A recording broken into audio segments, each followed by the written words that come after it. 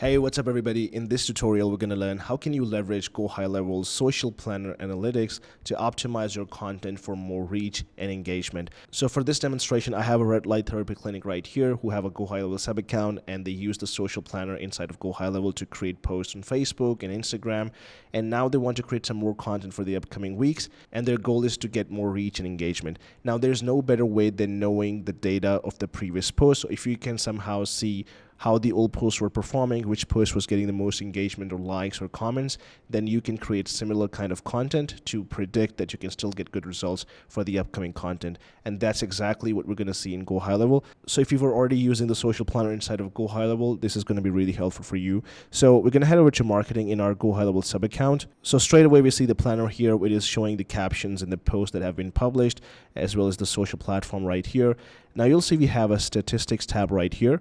So if you click on that, it's actually going to tell you two things. So top performing posts and then the recent posts as well. So from here, you can actually see which were the top performing posts in terms of likes, shares, and comments, and the social media platform where it was posted to. So this will actually give you an idea which post is performing well. And if you want to see some more details of that post, you can actually click on these I buttons. So if you click here, it will actually take you to the exact link of that post so you can see what you posted in detail. And then coming back, we also have recent posts, so you can see in terms of the dates they were posted in, if they are performing good or not. So these two basic features can actually give you a pretty good idea on what kind of content to create. Now we do have one more way on how you can see this in a calendar view. So if I go back here under planner, and then if I click on the calendar button right here, and if I scroll down and I go to the last month, now as you can see, we can see the post here. It is telling us the time, the date, the platform it was posted to, and it is also showing us the number of likes, shares, and comments these posts got. So you can see in a calendar view as well which posts are performing well,